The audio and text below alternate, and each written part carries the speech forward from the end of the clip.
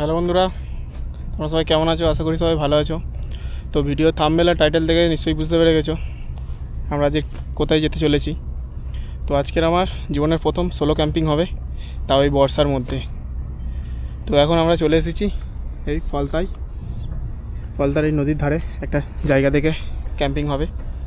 তো আজকে যেহেতু গুরু পূর্ণিমা, তো জোগাড়ও 10টার সময় ছিল, তো সেই জন্য নদীর জল দেখতে পাচ্ছ পুরো চড় ওপরে উঠে গেছে।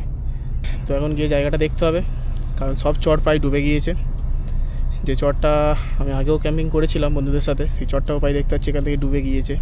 তো নয় ভাটার জন্য অপেক্ষা করতে হবে, আর নইলে গিয়ে আর একটু এগিয়ে কোন চড়টা উঁচু আছে সেটা দেখতে হবে।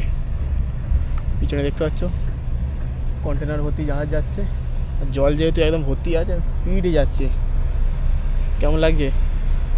আর ভিডিওটা শেষ পর্যন্ত দেখো, ঘন ঘন বৃষ্টি আসছে, তো শেষ পর্যন্ত বৃষ্টিতে ভিজে বৃষ্টিপাত হয়ে যায় না, সফলভাবে ক্যাম্পিং করে বাড়ি ফিরতে পারি। চলো।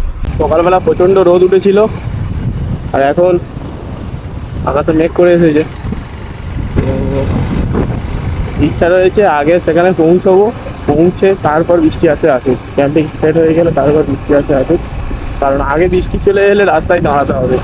রেনকোট আর বার করতে পারে, রেনকোট ছাতা সবই নিয়েছি, কিন্তু ব্যাগের মধ্যে আছে, আবার বার করবো। যদি একান্ত না থামে তাহলে বর্ষার বৃষ্টি তো একটু হবে, আবার একটু থেমে যাবে। তো বৃষ্টির কথা ভাবতে ভাবতেই বৃষ্টি চলে এসেছে অলরেডি। কোথাও একটা জায়গা থেকে দাঁড়াতে হবে খুব তাড়াতাড়ি।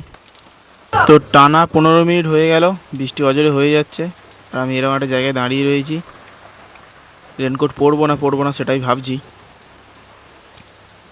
বৃষ্টি থামতে গেলে আমার দেরি হয়ে যাবে। ঘড়ির কাঁটায় এখন 10টা বাজে পুরো।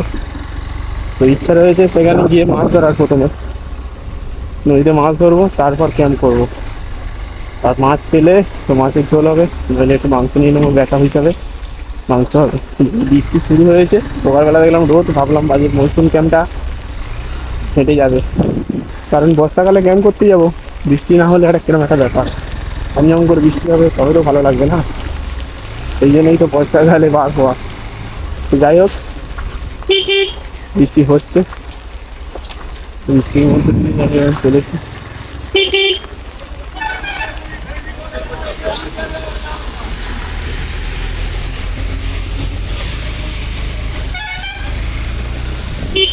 সুন্দরবন চক্ষু হাসপাতাল, ওই কাটার করে উঠে গেছে, আর এখান থেকে বেশি দূর নয়, 10 কিলোমিটারের মতো বাকি।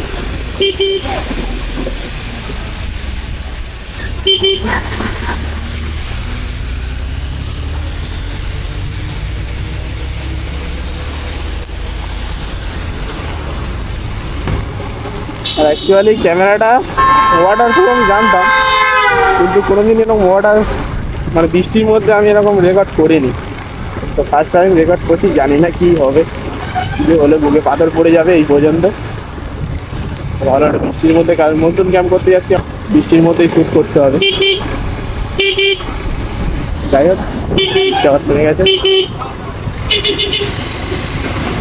এখান থেকে যাবো ভাদুরা, কারণ ভাদুরা থেকে তো বাইপাস নিয়ে চলে যাবো ফলতা। অ্যাকচুয়ালি আমি ফলতাই আজকে যাচ্ছি। কদিন আগে একটা লাইভ করেছিলাম, বন্ধুরা মিলে একটা করেছিলাম, টেন্টের হচ্ছে ওয়াটার প্রুফ টেস্ট করছিলাম, প্লাস একটা হালকা করে ফিস্ট মতো হয়েছিল। এবারও যেটা সোলো ক্যাম্পিং করি, সেই উদ্দেশ্যে বাড়ি থেকে বার হওয়া। বৃষ্টি কোথায় হবে বলা যায় না, পিছনে বৃষ্টির জন্য রেনকোট পরে নিলাম, ভিজে চান একাকার, বৃষ্টি থামে না, মিনিমিনি হয়ে যাচ্ছে। আর এদিকে এখন রোদ উঠেছে, রাস্তায় কোনো ভিজে নেই, ভাবা যায়। মানে আবার সেই সামনে বৃষ্টি হবে, দেখা যাচ্ছে ওদিকে কালো মেঘ হয়ে আছে, মানে আমরা যেদিকটায় যাচ্ছি সেদিকটায় বৃষ্টি হবে নাকি মেঘটা ওই সাইড। যাই হোক, বর্ষায় বেরিয়েছি মনসুন ক্যাম্পে, বৃষ্টি হোক এটাই আমি চাই, ভালো রকমই বৃষ্টি হোক। তো অ্যাকচুয়ালি এই জায়গাটা অন্য কোথাও নয়, এটা আমাদের ফলতার একটি নদী তীরবর্তী একটি গ্রাম, যেখানে ইটভাটা প্রচুর রয়েছে, আর একটা গ্রাম পেরিয়ে খুব একটা অফবিট জায়গা রয়েছে, সেই জায়গায় আজকে আমাদের ক্যাম্প হতে চলেছে। তো শেষ পর্যন্ত দেখো, জায়গাটা খুবই সুন্দর, এর মধ্যে আকাশ পুরো মেঘে অন্ধকার হয়ে এসেছে, আমার তো দারুণ লাগছে।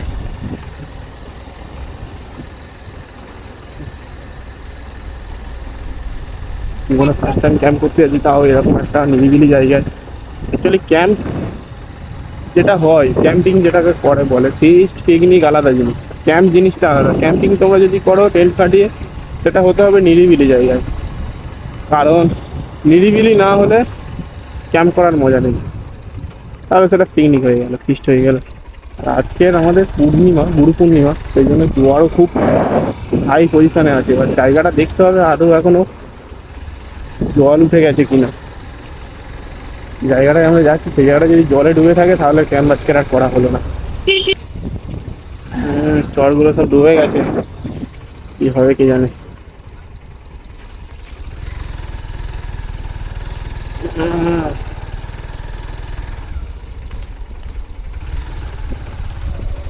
এগুলো সব নদীর পার মাথার জন্য এগুলো সব মাটি ফাটি সব অ্যারেঞ্জ করছে, আর এইগুলো হচ্ছে সে রডের কাজ করে। তো এই মুহূর্তে আর আধা ঘন্টা আগে জোয়ার, ফুল জোয়ার ছিল, এবার নদী ফাটার দিকে এগোচ্ছে, তো ওই জন্য জল একদম পুরো টইটুম্বুর হয়ে আছে। এদিকে ভালো করে মেঘ হয়ে এসেছে, বৃষ্টিও আসবে একটু মধ্যে, আর এরপরেই হচ্ছে কাদা শুরু।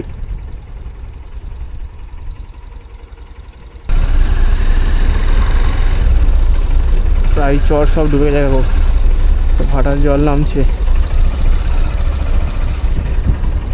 স্পিডে কিরম নামছে দেখতে পাচ্ছ। এদিকেই জাহাজ যাচ্ছে, ওখানে দাঁড়িয়েছিলাম, ওখানে আগের বারে মাছ ধরছিলাম, ওখানে মাছটা আগের বারে পেয়েছিলাম আমি।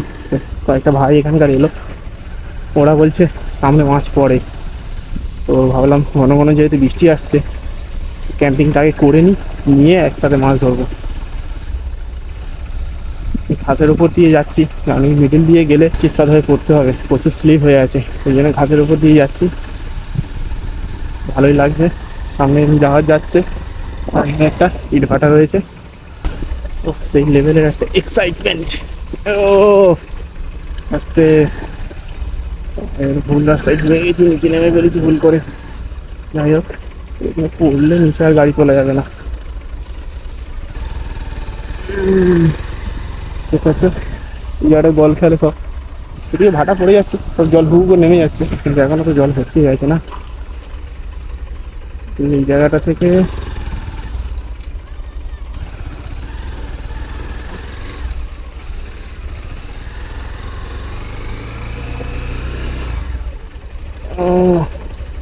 লোড তেমন নেই গাড়িতে, ও কাদাম তো পলি বালি, চাকা স্কিট করছে।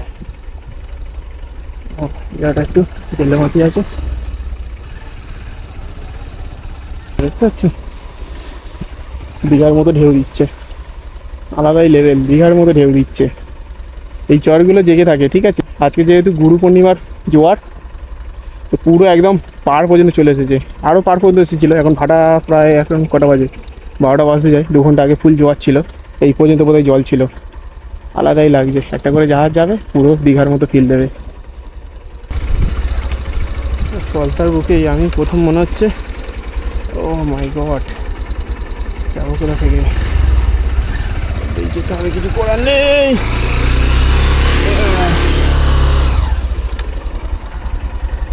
কি অবস্থা, কলতার বুকে আমি প্রথম মনে হচ্ছে এরকম সোলো ক্যাম্পিং করছি, সেই লেভেলের একটা এক্সাইটমেন্ট, অ্যাডভেঞ্চার মানে ছুঁয়ে যাচ্ছি রন্ধে রন্ধে। ও গাড়িটাকে একটা পার্কিংয়ের জায়গা করতে হবে, এখান থেকে পার্কিং, নিচ পর্যন্ত নামবে না।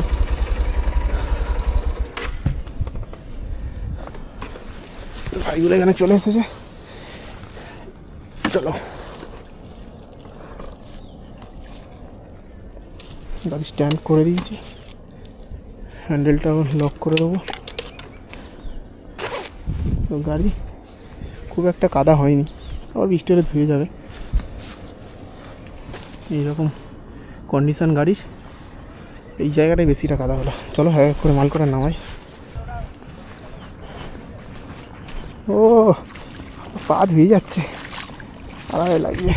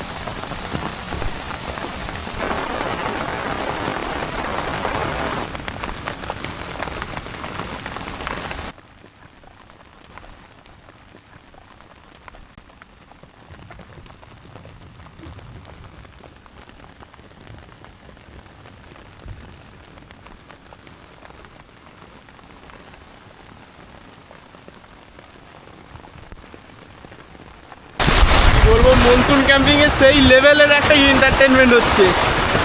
আরে শুধু দেখো কাগজটা দেখো আমাদের ব্যাগ উড়ে চলে গেছে।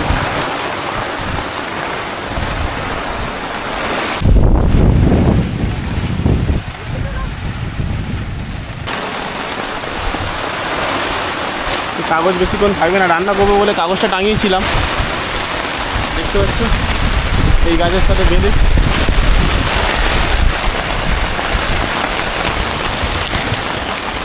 সামনে পিছন হয়ে যাচ্ছে, ওই দিকটা দড়ি কম পড়েছে আর হাওয়াও প্রচুর উল্টো পাল্টা দিচ্ছে।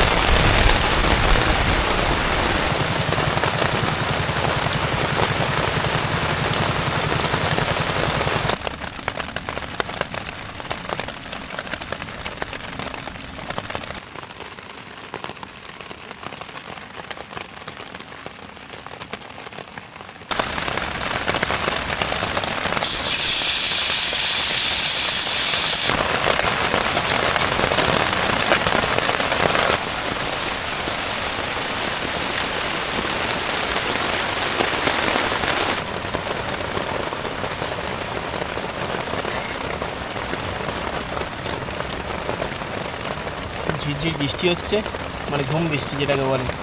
এরকম চিংড়ি ভাজা, সামনে নদী, ও নিজের হাতে রান্না করে খাওয়া, এর মতো লাইফ। হাজার হাজার পয়সা খরচা করলেও এইরকম লাইফ তুমি পাবে না।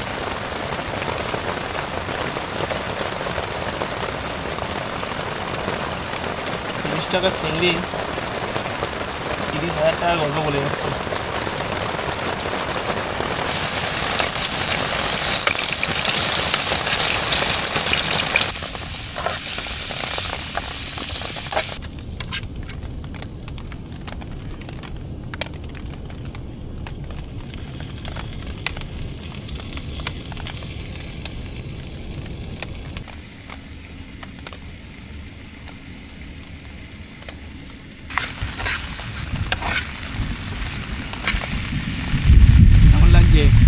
মাছটা রেডি হয়ে গেছে, আগে মাংসটা করবো, করে খাবো, খুব জোর খিদে পাচ্ছে।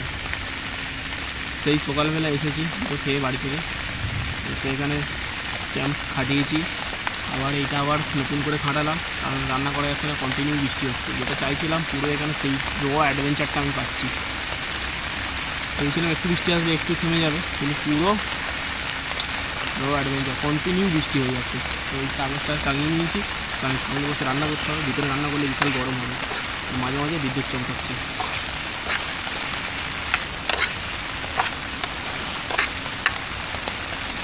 ও তাই এই জীবনটাই আমি চাইছিলাম অনেক দিন ধরে, একটা সোলো ক্যাম্পিং করবো। তো আজ ফাইনালি এটা সাকসেস হতে চলেছে। রান্না করে খেয়ে দিয়ে বাড়ি ফিরলে পুরো এই দিনে ইচ্ছে ফাইনালি আজকে হতে চলছে। আকাশ যাচ্ছে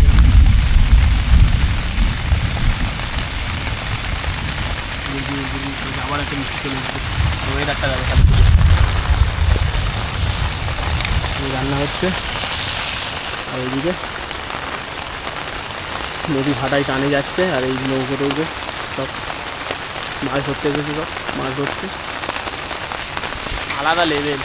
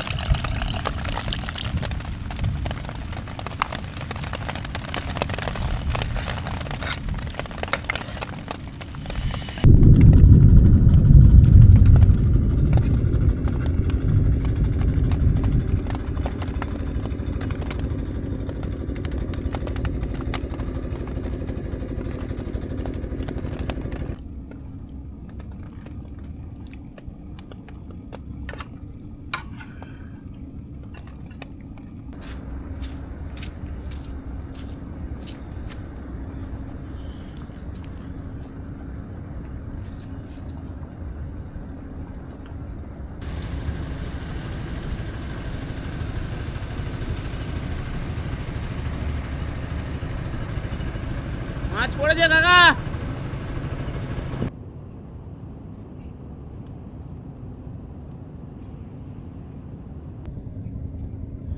নদীর পাড়ে আর ঝমঝম করে বৃষ্টি, সারা দুপুর বৃষ্টি হয়েছে, উফ, আলাদা লেভেল।